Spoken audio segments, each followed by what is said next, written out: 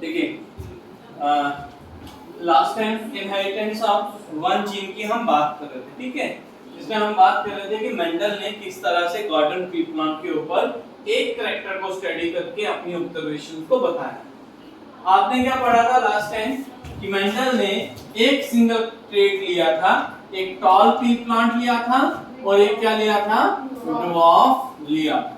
Tall tree plant का genotype जो है वो प्योर टॉल लिया था, that mean homozygous capital T, और ये क्या है, होमोजाइगस ड्वार्फ लिया। F1 जनरेशन से पहले हमारे पास क्या बनते हैं बेटा, गैमेट्स बनते हैं। गैमेट्स हमेशा क्या आएंगे, सेल के अंदर सिंगल ही आएंगे। यहाँ पे भी हमारे पास small t individual gamete. Crossing जब होगी तो हमारे पास क्या बनेगा, F1 जनरेशन। तो F1 जनरेशन जो मेंडल को मिली थी वो सारी की सारी क्या मिली थी, हाइब्रिड टॉल मिली थी, मतलब टॉल मिली थी। कहीं भी कोई रिसेसिव वाला ट्रेट जो था वो उसके सामने नहीं मिला था। लेकिन जब इसने इसकी सेल्फिंग की तो सेल्फिंग करने के बाद जो F2 जनरेशन इसको मिली थी वो pure tall, hybrid tall and pure dwarf इसको मिला था। दो रेशो आया था 1:2:1, ये पढ़ा था हमने लास्ट टाइम। अब इसी की बेसिस पे, इसी एक्सपेरिमेंट की बेसिस पे इसने लॉ दिया था, that is law of dominance, ठीक है। तो दो लॉ हम डिस्कस करेंगे, एक तो लॉ ऑफ डोमिनेंस और दूसरा जो था लॉ ऑफ सेग्रीगेशन, ठीक है। तो टिपिकली हम एनसीईआरटी को भी पढ़ेंगे, एनसीईआरटी से ही करेंगे, बिकॉज़ वहां से बहुत सारे क्वेश्चन हमारे सामने आने वाले हैं, समझ आए बात। तो चलिए स्टार्ट करते हैं। जो आपका पेज नंबर एनसीईआरटी का है दैट इज 72, उसमें सबसे पहले हमारे पास क्या कहा है, जीन्स के बारे में। जीन्स की डेफिनेशन हमने कल भी की थी, यहाँ तो कोई दिक्कत है? No sir. Genes hereditary unit होते हैं जो इंफॉर्मेशन को कैरी करते हैं from parents to offspring, is it clear? और जो gene pair of contrasting characters को लेके कोड होते हैं उन्हें हम एलील कहते हैं। कंट्रास्टिंग कैरेक्टर मैंने लास्ट टाइम समझाया था कि अगर एक टॉल है तो एक ड्वार्फ है, वो हमारे पास क्या कहलाते हैं, कंट्रास्टिंग कैरेक्टर। उसी तरह से वायलेट है कलर अगर हमारे पास और एक व्हाइट है तो वो भी कंट्रास्टिंग कैरेक्टर है। राउंड कलर सीड की है और रिंकल सीड की शेप है या तो वो भी क्या आएगी हमारे पास, कंट्रास्टिंग ट्रेट ही आएगा। अब यहाँ पे मेंडल ने जो ट्रेट स्टडी किया था वो हाइट को लेके किया था, और हाइट को लेके हमने क्रॉस में क्या बनाया कि कैपिटल टी है हाइट डोमिनेंट वाला और स्मॉल टी है हमारे पास रिसेसिव वाला। तो इसमें दो चीजें आती हैं, एक होमोजाइगस और एक हेटेरोजाइगस।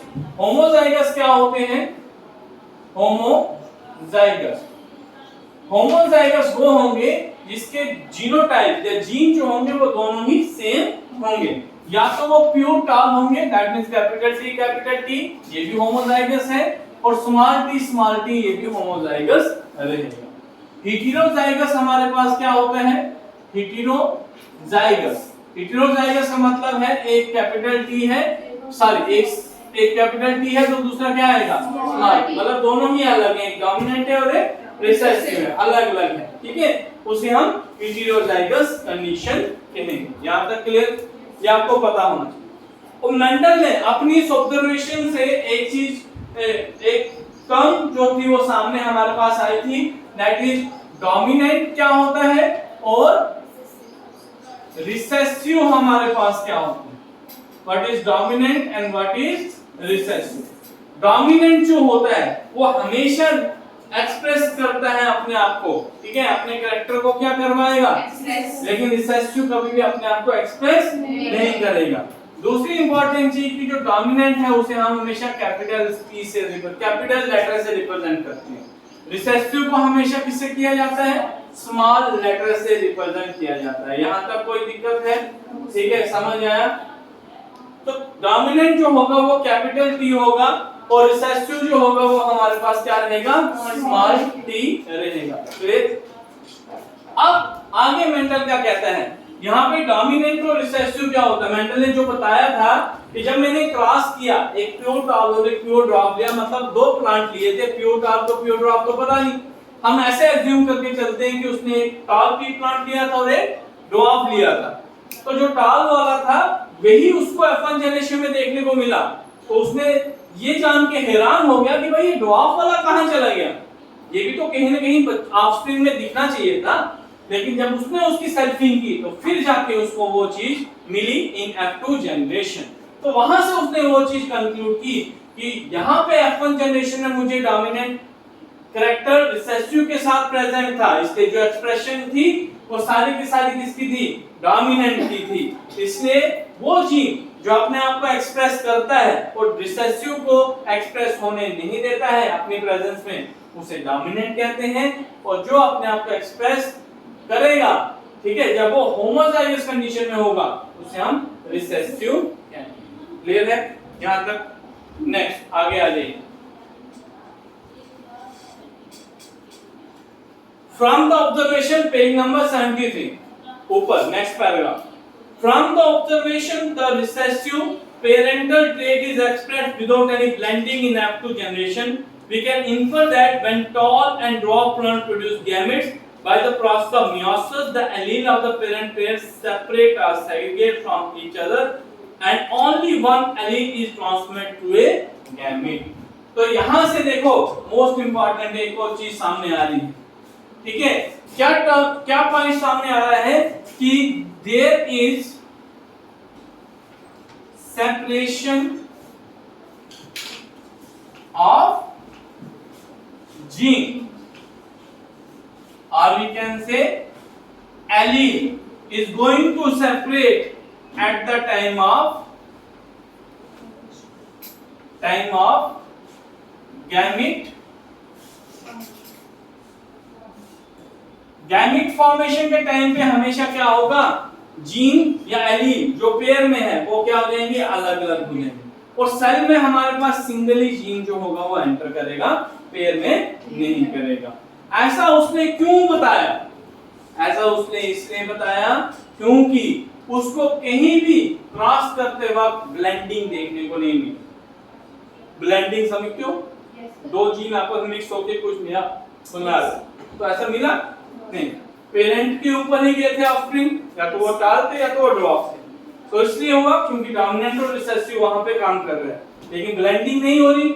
इसलिए उसने बताया कि ब्लेंडिंग इसलिए भी नहीं होती है क्योंकि गैमेट्स अगर सेपरेट होंगे तो ब्लेंडिंग कहां से होगी, गैमेट्स अगर सेपरेट नहीं होते तो ही ब्लेंडिंग। इसका मतलब अगर हमारे पास ये पेरेंट है जिसका जीनोटाइप कैपिटल टी और स्मॉल टी है, जब भी इनके गैमेट्स बनेंगे, अभी तो ये पेयर में है ना, ये गैमेट जब बनेंगे तो इसका जो जीन है वो एक सेल के अंदर सिंगल जाएगा, इकट्ठा नहीं जाएगा।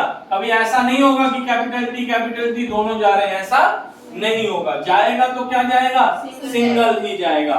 इसका मतलब the gametes during the gamete formation the genes or alleles are going to separate and they will enter in a single individual form into that cell। जो सेल कौन सा होगा, गैमेट हमारे पास। यहां तक क्लियर है? चल आगे क्या कहता है, this segregation of allele is random process, so there is 50% chance of gamete containing allele and has been verified by the result of the crossing.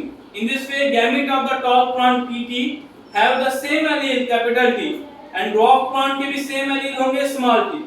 तो फर्टिलाइजेशन जो टू एलील्स की हमारे पास होगी, हम कह सकते हैं एक का जो आएगा वो कैपिटल टी आएगा, दूसरे का क्या आएगा, स्मॉल टी। अब देखिए इस तरीके से समझिए।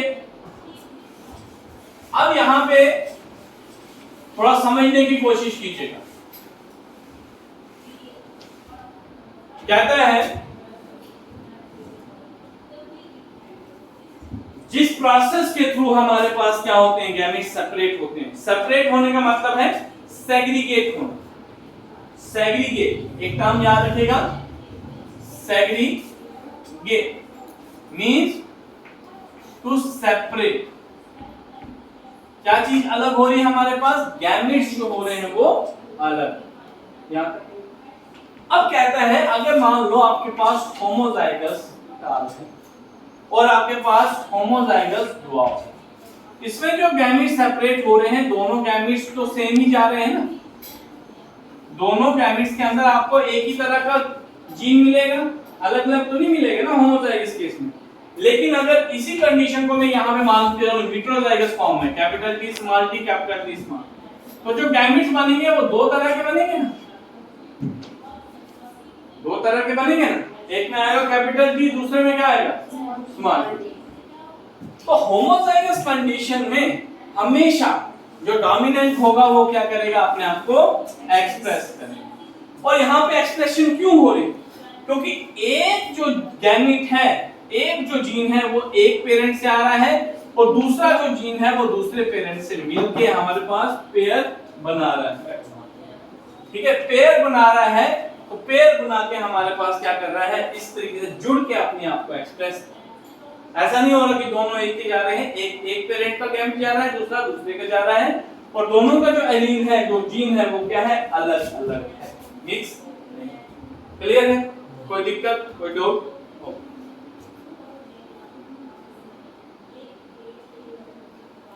तो नेक्स्ट हमारे पास क्या आता है कि जितने भी पॉसिबल कॉम्बिनेशन हमारे पास होते हैं, जो भी पॉसिबल कॉम्बिनेशन हमारे पास बनते हैं, उन पॉसिबल कॉम्बिनेशन को हम एक्सप्रेस करते हैं with the help of a Punnett square. किसकी मदद से करेंगे? प्यूनिट स्क्वायर। प्यूनिट स्क्वायर हमारे पास क्या होता है? प्यूनिट स्क्वायर हमारे पास एक स्क्वायर शेप बॉक्स होगा, इस तरह से स्क्वायर शेप बॉक्स हमारे पास होगा, जिसमें एक साइड हम क्या करते हैं, एक पेरेंट के गैमेट लेते हैं, दूसरी साइड दूसरे पेरेंट। तो एक पेरेंट के गैमेट हमारे पास क्या है,